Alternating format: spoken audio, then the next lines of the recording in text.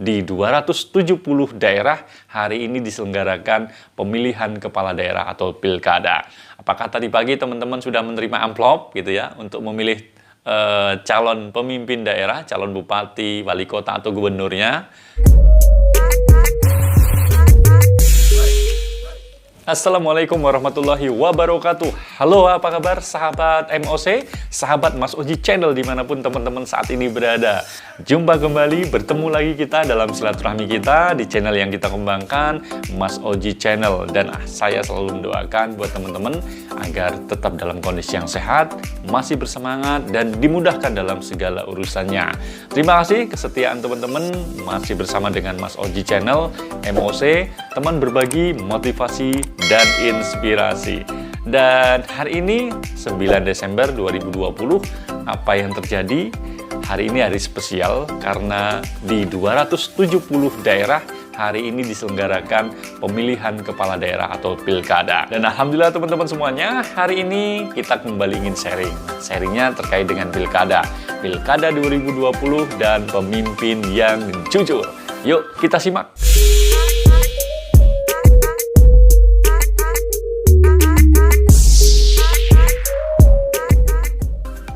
Sahabat Mas Oji Channel dimanapun teman-teman saat ini berada, hari ini 9 Desember saya sudah mendapatkan tanda bukti pendaftaran sebagai pemilih. Artinya hari ini saya juga akan melakukan pemilihan kepala daerah di daerah tempat saya berada. Mungkin teman-teman di rumah ada juga yang hari ini atau mungkin pagi, siang, sore nanti menyimak bagaimana informasi pemilihan kepala daerah ya. Pagi hari ini siapa yang sudah memilih pemimpin daerah yang akan dijadikan sebagai pemimpin di daerahnya. Dan hari ini teman-teman semuanya ada 270 daerah yang melakukan pemilihan kepala daerah secara serentak. Nah, termasuk di daerah teman-teman semuanya barangkali ya. Dan total peserta yang hari ini ikut dalam kontestasi pemilihan kepala daerah, baik itu bupati, wali kota, gubernur, ini ada 715. Ya, ini data dari KPU yang sempat kita himpun ya. 715 calon ya, kepala daerah, pasangan calon ya tepatnya, yang hari ini bertarung ya. Hari ini mereka berdebar-debar ya, mau menang atau kalah. Penentuannya biasanya sore hari ini sudah kelihatan ketika nanti ada quick count ya. Di layar kaca televisi kita mungkin sore ini akan dihiasi dengan angka-angka. Siapa yang mendapat suara terbanyak, siapa yang menang, siapa yang belum terpilih begitu. Nah, intinya pada kesempatan kali ini kita ingin sharing bagaimana kontestasi pemilihan kepala daerah di Indonesia ini di era pandemik yang sekarang ini masih berlangsung. Tetap teman-teman kita sarankan untuk menerapkan protokol kesehatan secara ketat ya. Ke bilik suaranya jangan lupa pakai masker.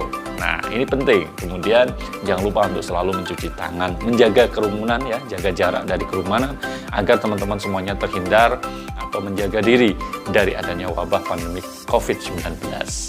Nah teman-teman, sebagaimana yang tadi saya sampaikan bahwa hari ini 270 daerah menyelenggarakan pemilihan kepala daerah, baik bupati, wali kota, gubernur. Ada 715 pasangan calon atau paslon yang hari ini bertarung dan mereka berdebar-debar menunggu nasibnya untuk bisa menjadi pemimpin daerahnya masing-masing. Dan hari inilah rakyat di daerah masing-masing menentukan siapa yang layak memimpin di daerahnya, membawa kebaikan, membawa kemajuan.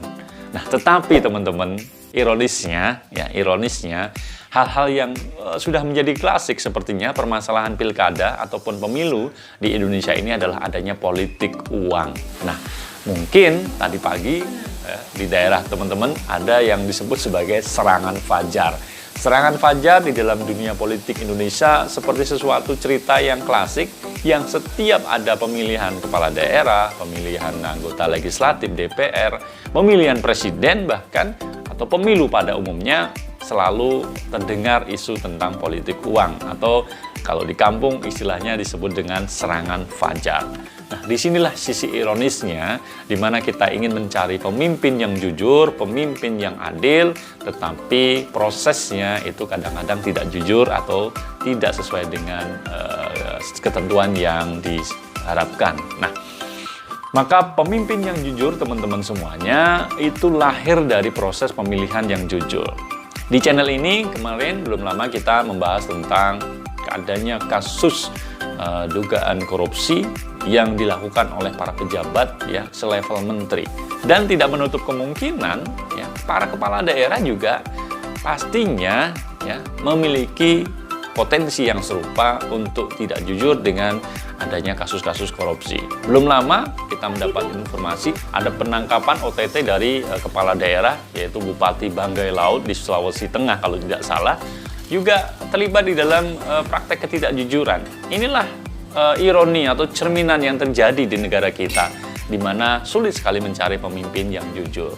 Sekali lagi tadi saya sampaikan bahwa pemimpin yang jujur itu lahir dari proses pemilihan yang jujur, di mana pemimpin yang jujur akan membawa kebaikan bukan hanya untuk dirinya sendiri, tetapi kebaikan untuk masyarakatnya, orang-orang yang berada di sekitarnya, daerahnya. Dan bukan hanya sekedar itu, pemimpin yang jujur akan mencintai rakyatnya dan dia juga akan dicintai oleh rakyatnya. Inilah yang disebut sebagai harmonisasi seorang pemimpin yang jujur, yang Allah akan catat bahwa dia adalah bagian dari pemimpin yang jujur, pemimpin yang adil, yang insya Allah akan diberikan kebahagiaan bukan hanya di dunia, tapi juga di akhirat nanti. Dan teman-teman semuanya, bahwa Rasulullah SAW sudah bersabda bahwa pemimpin-pemimpin pilihan di antara kalian ini adalah orang-orang yang kalian mencintai mereka, dan mereka pun mencintai kalian.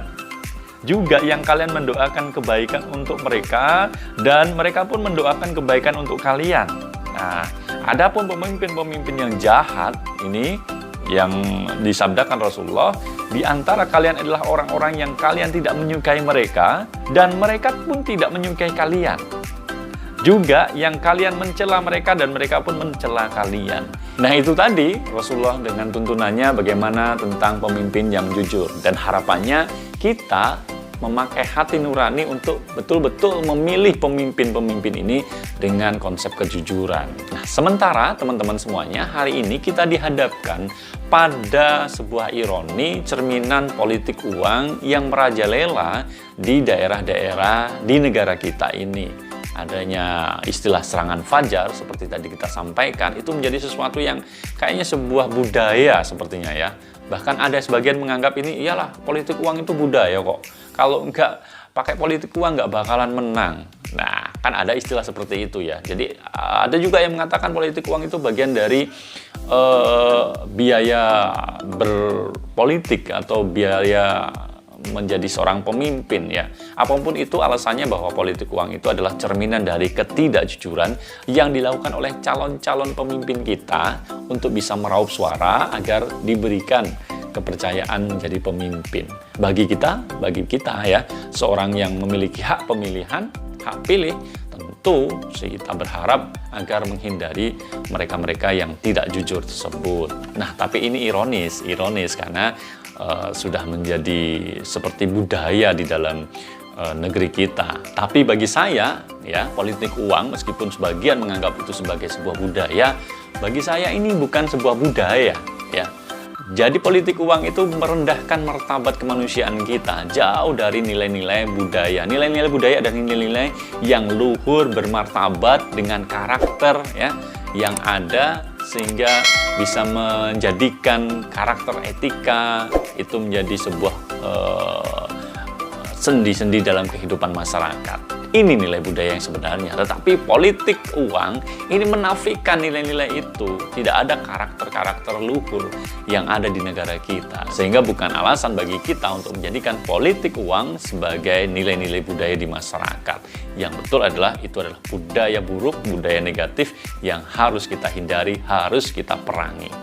Maka teman-teman yang sudah memiliki hak politik, hak yang diberikan Tuhan kepada kita untuk bisa memilih pemimpin yang adil, yang jujur, jangan dicederai dengan adanya praktek-praktek politik uang. Kenapa kita harus dipaksa hanya dengan dikasih uang ya, 100.000, 200.000, 500.000 untuk masa depan daerah kita, masa depan bangsa kita 5 tahun ke depan. Jadi ayo bareng-bareng kita berpikir jernih, kita tolak kalau ada politik-politik uang yang terjadi di sekitaran kita. Apakah tadi pagi teman-teman sudah menerima amplop gitu ya untuk memilih calon pemimpin daerah, calon bupati, wali kota atau gubernurnya? Mari kita jadikan momentum pilkada hari ini 9 Desember sebagai pilkada serentak 270 daerah menentukan nasibnya 5 tahun ke depan agar mendapatkan pemimpin-pemimpin yang jujur, pemimpin yang adil, pemimpin yang amanah menjalankan roda pemerintahan di daerah dengan nilai-nilai kejujuran, dengan etika dan martabat kemanusiaan sebagai pemimpin yang mengayomi bagi masyarakatnya, bukan hanya untuk membawa kebaikan bagi diri sendiri, tetapi juga kebaikan bagi masyarakat. Pastinya teman-teman sudah memiliki pilihan siapa calon-calon yang akan segera nanti kita pilih dan menangkan hari ini. Pastikan teman-teman sudah mencermati ya bagaimana calon-calon yang ada ya di beberapa daerah. Ya, seperti di tempat saya ada 3 calon, mau nomor 1, nomor 2, nomor 3, pastinya sudah kita lihat track recordnya, kita lihat bagaimana mereka berkampanye, ya. Bukan hanya sekedar menjanjikan janji-janji yang manis, tetapi bagaimana realitas dan realisasi nanti ke depan.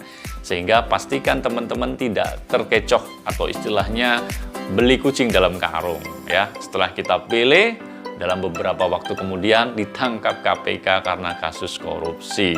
Nah, ini tentu kita tidak inginkan. Kita menginginkan, kita mengimpikan ya adanya pemimpin yang jujur, pemimpin yang berkarakter, pemimpin yang betul-betul memegang syariat agama sehingga takut kepada Tuhan agar mereka terjauhkan atau terhindarkan dari praktek-praktek ketidakjujuran, khususnya praktek-praktek korupsi yang merugikan daerah kita masing-masing. Nah, mari teman-teman semuanya kita jadikan momentum pilkada ini untuk kebaikan di daerah kita masing-masing.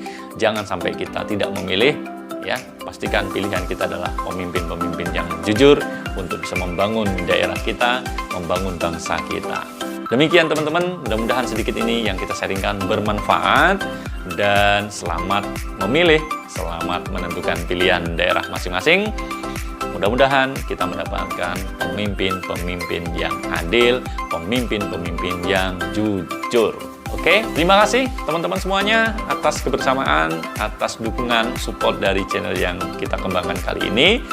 Simak terus channel ini dan jangan lupa jika teman-teman merasa bahwa channel ini bermanfaat dan bisa menjadikan sarana inspirasi, motivasi untuk kita semuanya, yuk dukung terus dengan cara klik tombol like, share, juga bunyikan tombol loncengnya. Dan tidak lupa teman-teman kalau ingin berkomentar, silahkan tulis komentar sebagai ajang sarana kita untuk bersilaturahmi. Mudah-mudahan channel ini terus bisa berkembang dan bermanfaat. Terus dukung dengan klik tombol like, share, dan subscribe. Saya undur diri. Terima kasih atas segala perhatiannya. Mohon maaf atas segala kekurangannya. Wassalamualaikum warahmatullahi wabarakatuh.